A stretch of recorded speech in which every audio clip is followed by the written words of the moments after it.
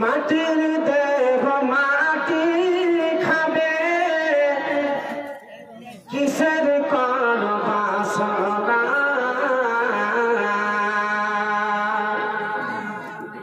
জীবন পরদীপ নিভিয়ে যাবে, জীবন পরদীপ নিভিয়ে যাবে, আশা মিটবে না, জীবন পরদীপ নিভিয়ে যাবে, আশা মিটবে না।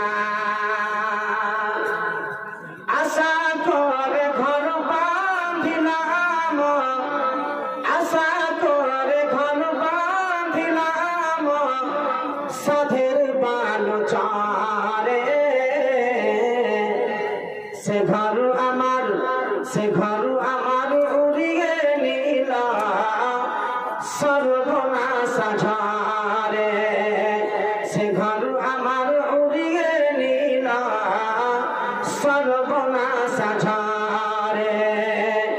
আসলে সবই ফাঁকি, কবর হবে ঠিকানা, জীবন পরদীপ নিভিয়ে যাবে, আশা মিটবে না, জীবন পরদীপ নিভিয়ে যাবে, আশা মিটবে না।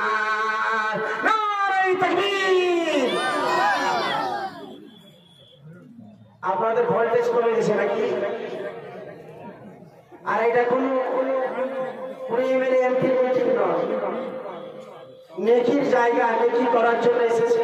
আল্লাহ আকবার বলেন না, অন্তরটা কেমন আমরা সবই জানি, রব্বুল আলামিন সবই জানি। দিলের ভিতরে জিকির আজগার থাকলে আল্লাহর মাদাদ আপনার উপরে আসবে। সুবহানাল্লাহ, আলহামদুলিল্লাহ, আল্লাহু আকবার আমরা পাঠ করি। আর আল্লাহু আকবার বাক্যটাকে উচ্চারণ করব আমরা সবাই মিলে দিল খালিস নিয়ে। নারে তাকবীর। কত মানুষ এসেছিল এই দুনিয়ার ভিতরে, কত মানুষ চলে গেল এই দুনিয়া ছেড়ে, আসলে সবই ফাঁকি, কবর হবে ঠিকানা, জীবন পরদীপ নিভিয়ে যাবে, আশা মিটবে না, জীবন পরদীপ নিভিয়ে যাবে, আশা মিটবে না। যোগ্যতম সভার সভাপতি সাহেব, স্টেজে বসে থাকা উলামায়ে কিরামগণ, সামনের বসে থাকা ইসলাম দরদি, কালিমা দরদি, কোরআন হাদিস দরদি বাবাজি ভাই সকল, পর্দার নসীন, পর্দার আড়ালের ভালোবাসা মা খালা বেটি বোনেরা, আল্লাহ রব্বুল আলামিনের লাখো লাখো শুকরিয়া জানাই যে রব্বুল আলামিন আমাদের সকলকে বাঁচিয়ে রেখে আজকে মাদ্রাসা নুরুল হুদা ইলামীর প্রাঙ্গণে ঈদগাহ ময়দানে এসে আপনাদের সকলকে আসার এবং আমাকে কিছু কোরআন ও হাদিসে আলোচনা করার এবং আপনাদেরকে শোনা, তার প্রতি আমল করা, তার সাথে সাথে মাদ্রাসার প্রতি সহযোগিতা করা রব্বুল আলামিন সুযোগ দিয়েছেন। তাই আমরা পবিত্র জবান দিয়ে মহব্বতের সহিত বলি আলহামদুলিল্লাহ। আরেকবার বলি আলহামদুলিল্লাহ। অতঃপর মামিনা দুলাল নবী আহমদ, নবী মোহাম্মদ, নবী মক্কি, নবী মাদানী জনাবে মুহাম্মদুর রাসূলুল্লাহ বলুন সাল্লাল্লাহু আলাইহি সাল্লামের উপর শত শত দরুদ সালাম নাযিল আল্লাহুম্মা আমিন, আল্লাহুম্মা সাল্লাল্লাহু বারিক আলাইহি। বাবাজি ভাই আমার, আলহামদুলিল্লাহ আজকে আমার গ্রামের মাদ্রাসার জলসা। আপনারা দূরদূরান্ত থেকে এসেছেন ইনশাআল্লাহ কিছু শুনবো মনে করে, এবং যার যেমন ক্ষমতা শক্তি সাধ্য অনুযায়ী সহযোগিতার হাতখানাকে বাড়াবো সওয়াব নেকি করার জন্য। আমি আশা রাখছি আপনাদের সকলকে বলবো আমার সময় পরে 1 ঘন্টা টাইম, আমার পরে শুধু থাকার বক্তা আলহামদুলিল্লাহ আসবে ইনশাআল্লাহ, ওনাদের মুখ থেকে শুনবেন।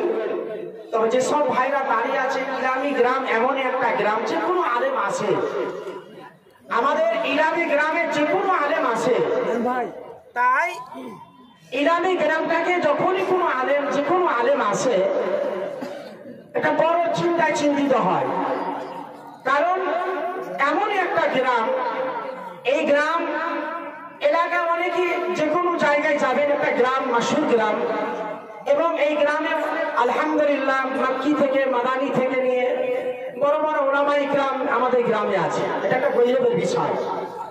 বাবাজি ভাই আমার, আজকে যারা জালসা শুনতে এসেছেন, যত মানুষ এই মাহফিলে জালসা শুনবেন, আপনারা শুনে যদি আপনাদের পরিবর্তন যদি না হয়, তাহলে আপনারা পরকাল আপনাদের অন্ধকার হবে। এটা ভালো করে বুঝলেন। জালসা শুনে যদি পরিবর্তন না হন, জালসা শুনে যদি আমল না হয়, আপনার মরার পরে আপনার শান্তির জায়গা পাওয়া যাবে না। আমি বলবো, আপনাদের সকলকে বলতে চাইছি, আমরা যে আশা নিয়ে এসেছি ইনশাল্লাহ শুনবো, তার প্রতি আমল করব এবং এর উপরে জীবন যাপন করব। দুনিয়ার মাটিতে আমরা দুটো জিনিস করি, একটা হচ্ছে নেকি আর অপরটা হচ্ছে তার বিপরীত হচ্ছে পাপ, গুনাহ। এটা আছে কিনা বলবেন আপনারা? তাহলে যেখানে নেকি আবার আমাদের পাপ, যদি আপনাকে বলি আমরা ভালোতে কতটা আছি, আমরা নেকিতে কত জড়িত আছি, আমি বলবো বাবাজি ভাই আমার, এই দুনিয়ার মাটিতে পাপ বেশি, গুনাহ বেশি। এটা মানছেন আপনারা? আমরা সবাই মানছি। 70% 75% পাপ মানুষ জীবনে করছে। আবার স্বভাব নেকি আমরা 75% যদি আপনার পাপ হয়, 25% আপনার স্বভাব নেকি হয়। তো বাবাজি ভাই আমার, আমরা এতগুলো মানুষকে দুনিয়া থেকে আমরা বিদায় দিলাম, কাঁধে করে নিয়ে এলাম, আর যেই কথাটা আপনাদের সামনে বললাম, যে গজলটা আমি আপনাদের সামনে শুনিয়েছি, ইনশাআল্লাহ যদি দিলের ভিতরে অন্তরে যদি প্রশ্ন করে, তাহলে আমার এই দুনিয়ার জীবন যাপনটা কিছু না মিছামিছি দুনিয়া। এটা ঠিক নাকি আপনারা বলেন? এই দুনিয়ার কোনো দাম আছে? কেউ কি দুনিয়ায় টিকার জন্য এসেছেন? আপনারা বলেন না দুনিয়ায় টিকার জন্য এসেছেন? কোন মানুষ দুনিয়াতে টিকার জন্য, চিরস্থায়ীর জন্য কোন মানুষ আসেনি। তাহলে পরকালে পাড়ি দিতে হবে, পরকালে যেতে হবে, এটা আপনারা সবাই জানেন। আচ্ছা, যাবেন তো কিভাবে যাবেন পরকালে? তাই আপনাকে চেতন হতে হবে, আপনাকে বুঝতে হবে, আপনাকে মানতে হবে। আপনি যদি বলেন আমি শুধু মুসলমান দাবি করছি, তাহলে মুসলমানের যদি কাজ না করেন, তাহলে সেই দিন কিন্তু পরকাল আপনার লোকসান হবে, পরকাল লাভ আপনার হবে না। বাবাজি ভাই আমার, আমি আপনাদের সামনে আমি দুই জায়গা থেকে দুটি আয়াত, তিন জায়গা থেকে পড়েছি। ইনশাআল্লাহ আপনাদেরকে আমি বুঝাতে চাইছি, কোরআনের আয়াত আল্লাহ রাব্বুল আলামিনের হুকুম, আল্লাহর বিধান। কোরআন এই পৃথিবীর মাটিতে মুসলমানদের সবচাইতে বড় বড় হাতিয়ার এবং বড় সবচাইতে মজবুত স্তর যে আমাদের আছে, আমাদের কাছে যেটা সবচাইতে সম্বল এবং আমাদের বড় সবচাইতে যেটা শক্তিশালী, সেটার নাম হচ্ছে আল্লাহর কোরআন। বলুন সুবহানাল্লাহ। আল্লাহর কোরআন, এই কোরআন যদি আপনি কোরআনকে রিসার্চ করেন, কোরআনকে পড়েন, কোরআন সবই পান্নাতে আপনার লেখে এক এক করে আপনাকে হালাল হারামের তামিজ কোরআন করেছে। বলুন সুবহানাল্লাহ। কোরআনকে যদি তদন্ত করেন, কোরআন পড়লে ইমানের ভোল্টেজ বেড়ে যায়। বলুন সুবহানাল্লাহ। কোরআন পড়লে জান্নাতের রাস্তা, জান্নাতের পথ দেখা যায়।